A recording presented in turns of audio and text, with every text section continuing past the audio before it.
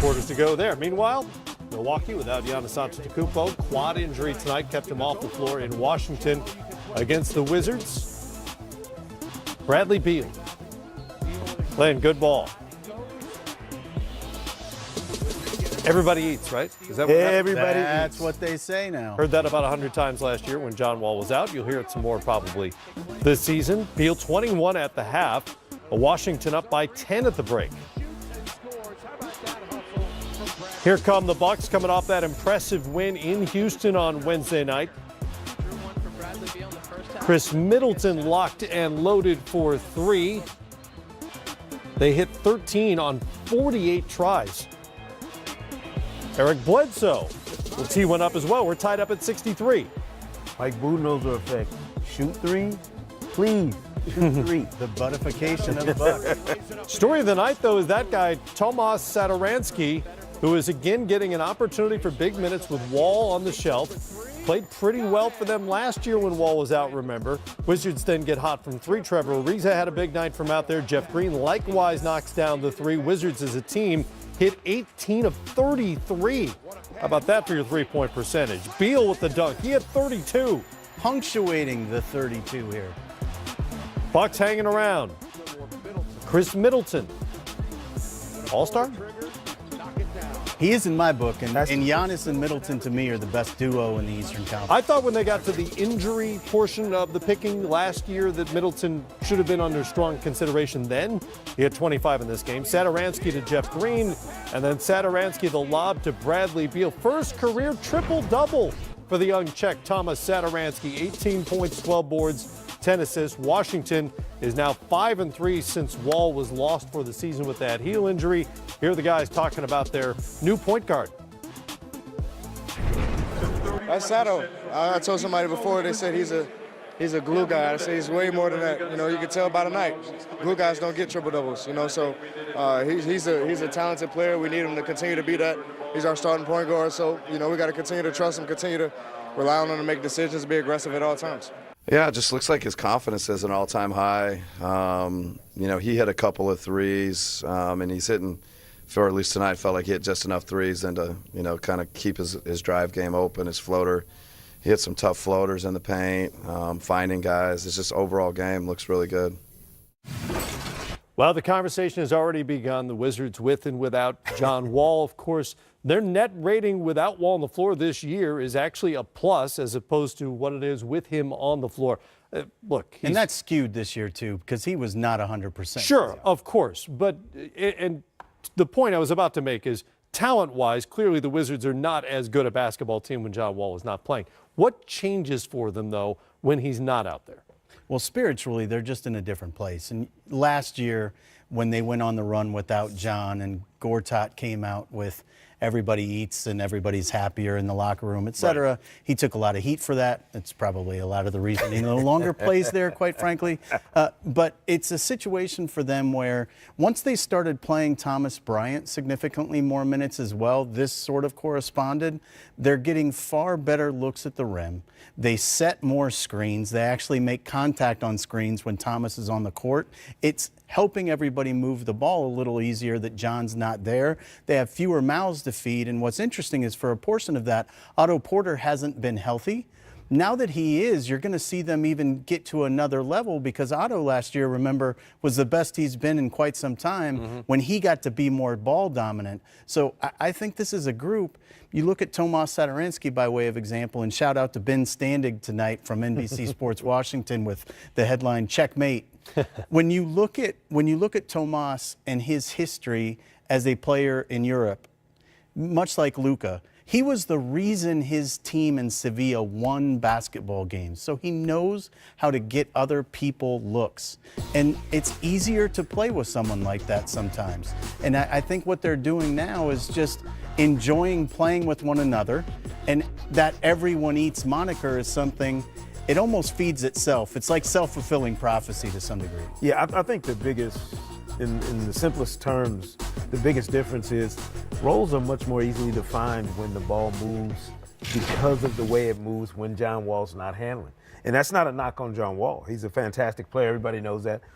But when you've got everybody else playing a very specific role with the ball moving around in a much more deliberate fashion, it makes it easier to do your job. So now you don't have to rely on John Wall to kind of freelance and do what great artists always do. You know, they change the script. They change the play in mid-stroke and do something different. Now you have a much more reliable offense that according to Marcin Gortat, is everybody else eats because now there's a very clear way of serving. You get some, you get some, you get some, you get some. It's not at the discretion of a dominant point guard like John Wall. That's just the way it works. You can have good results off of that and not so good. Look at other teams when their point guard or lead dog is not in the mix. It changes everything. Sometimes it changes for the good, sometimes not. Well, to that point, look at the Houston Rockets right now without Chris Paul. They've gone to an extreme version of James Harden will dictate every single possession. He's going to hit a step-back three. He's going to get somebody a lob at the rim, or he's going to go to the free throw line. So literally every possession is being run to its fullest efficiency. It might not be run to the best usage of everybody standing on the floor all the time. Right. There may be a lot of spectating going on, but they have a very clear role delineation, to your point. Now, Washington's nothing like that, but it does make a big difference when everyone knows who the alpha is. And I think for quite some time they've had a problem in Washington with that between Brad and John. Yeah, and remember last year when Wall was out, the assist totals all jumped up.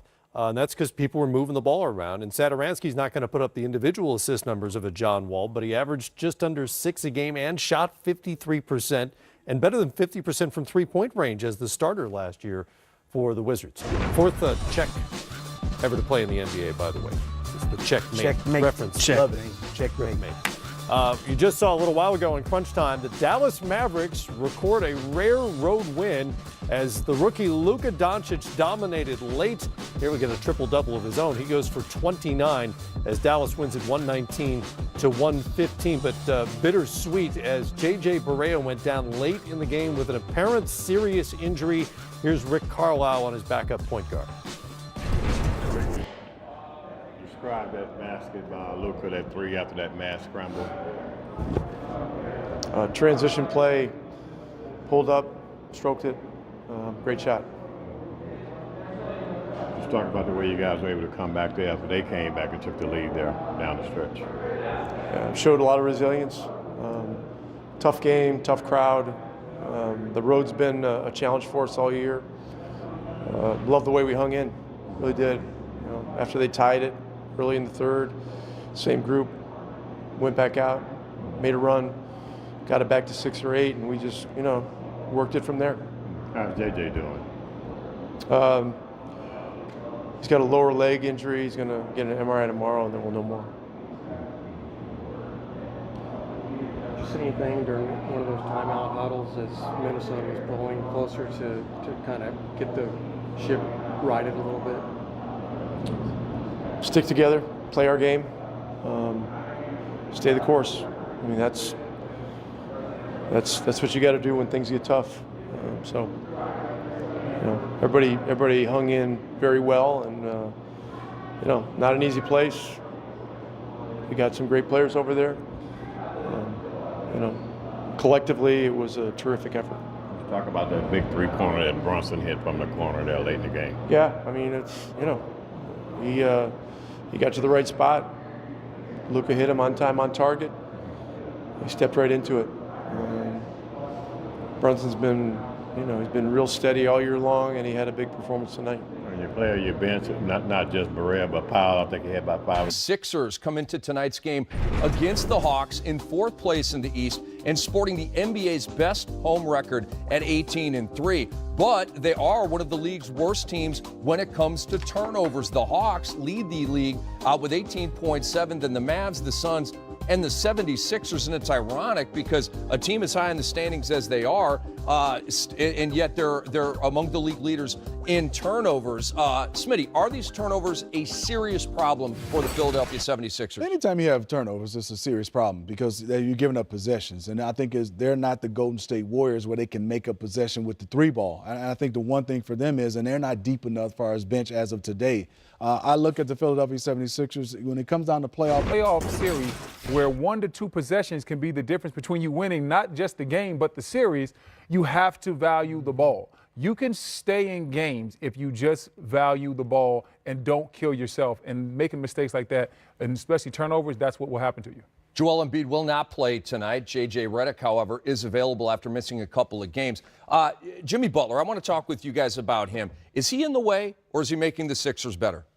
Well, he's both, because when he plays and he's not a distraction, they've been very good. And obviously we look at the type of player he is. But when he's a distraction, I look at it as Jimmy Butler's in the way, because you got to start looking at it right now is, yes, wins and losses, unless you ultimately can win a championship with Jimmy Butler being a distraction, he's going to have to find a way. And I know the last part, they've downplayed it, but it's still things keep coming up. And maybe it's the media added a little bit more to the fire. Jimmy has to find a way, and yes, that's his personality.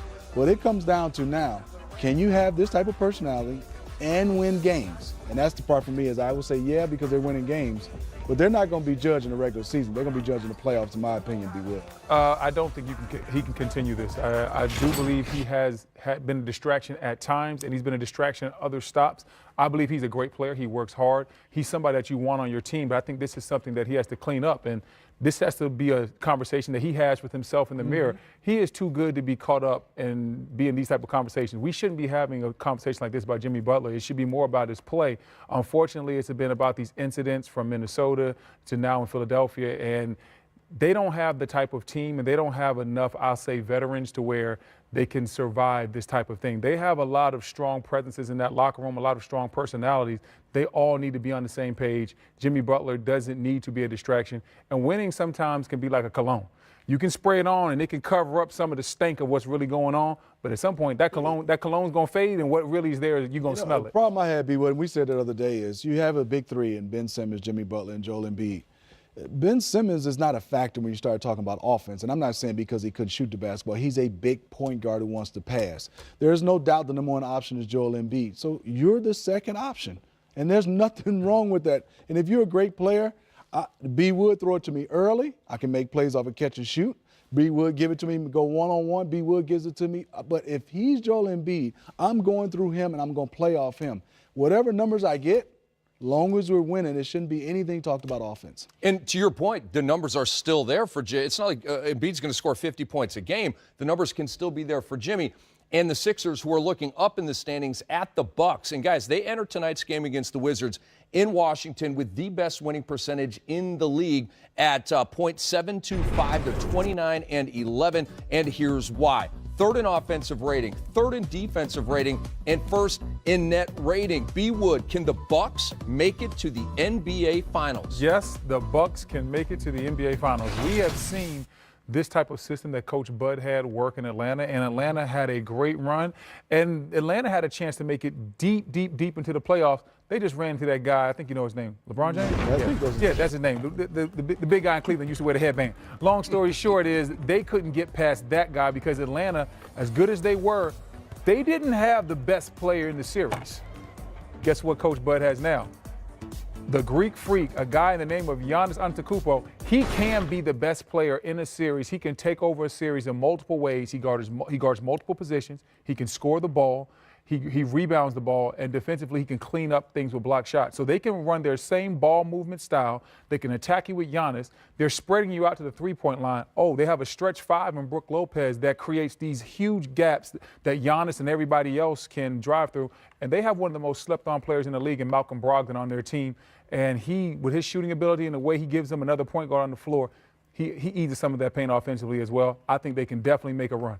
I look at it as they make a run. If one thing for me is Chris Middleton has to be like Chris Middleton was last year. And people don't understand it's a slight move that Bud made. It's a sacrifice on Chris Middleton. It is totally a different position when you play the 2 and the 3. So now he's at the 3 with Brogdon starting and also Bledsoe. If he can get his confidence back and get a reason why he's able to be consistent at the 3, it's totally different. I played the 2. and there's a little bit of shooting over guys at the 2, right? I got to pick up the 1 at times. When you're at that 3 and B. Wood is at the 4 and I got to pick up 4s and I got to shoot over taller guys, it makes it a little bit different. I got to see Chris Middleton get comfortable like he was last year, then I think they have a chance. So James Harden, as we shift